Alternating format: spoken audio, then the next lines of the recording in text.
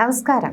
രാഷ്ട്രീയ കേരളം ആകാംക്ഷയോടെ കാത്തിരിക്കുന്ന വോട്ടെണ്ണൽ ദിനത്തിലെ ഏറ്റവും പുതിയ വാർത്തകളൊക്കെയാണ് പുറത്തുവരുന്നത്. കേരളം ആര് ഭരിക്കുമെന്ന് ഇന്നറിയാം.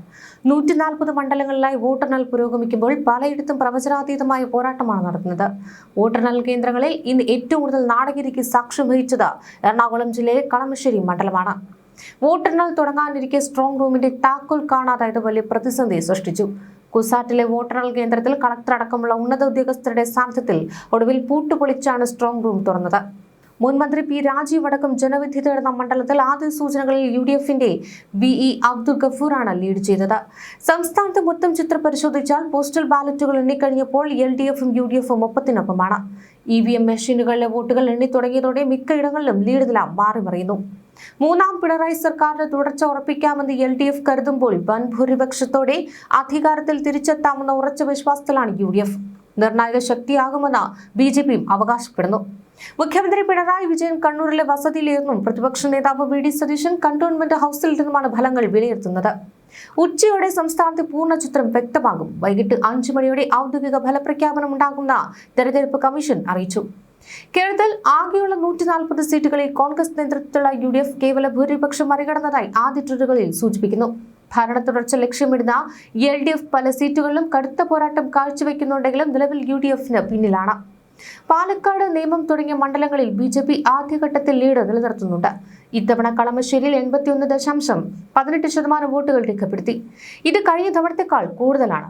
ഉച്ചയോടെ വോട്ടെണ്ണലിന്റെ പൂർണ്ണ ചിത്രം വ്യക്തമാകുമെന്നും വൈകിട്ട് 5 മണിയോടെ എല്ലാ ഫലങ്ങളും ഔദ്യോഗികമായി പ്രഖ്യാപിക്കുമെന്നും തെരഞ്ഞെടുപ്പ് കമ്മീഷൻ അറിയിച്ചിട്ടുണ്ട്. വോട്ടെണ്ണൽ ആരംഭിച്ച് 1 മണിക്കൂർ പിന്നിട്ടപ്പോൾ തന്നെ UDF നില മെച്ചപ്പെടുത്തുകയാണ്. LDF 60, UDF 75, NDA 5. Kasaragod, Palakkad, Kazhakkoottam, Manjeshwaram, Nemom സീറ്റുകളിലാണ് NDA ലീഡ് ചെയ്യുന്നത്.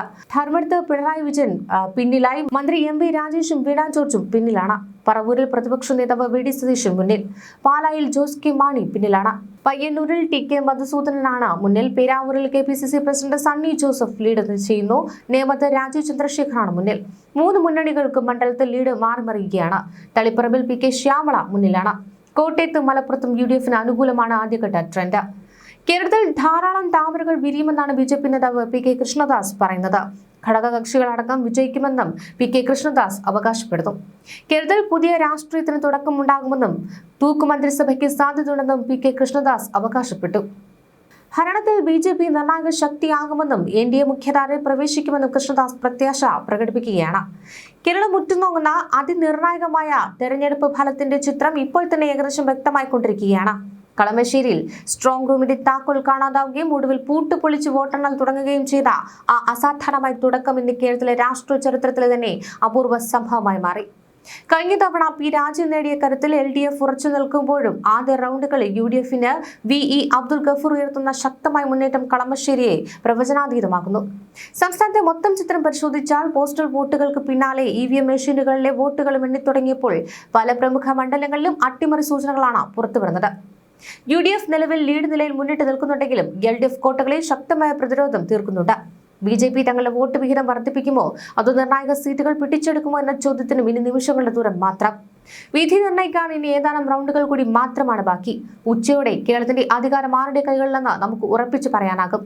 5 മണിക്ക് മുൻപായി എല്ലാ മണ്ഡലങ്ങളിലെയും ഔദ്യോഗിക പ്രഖ്യാപനം ഉണ്ടാകുമെന്നാണ് തെരഞ്ഞെടുപ്പ് കമ്മീഷൻ അറിയിച്ചിട്ടുള്ളത്.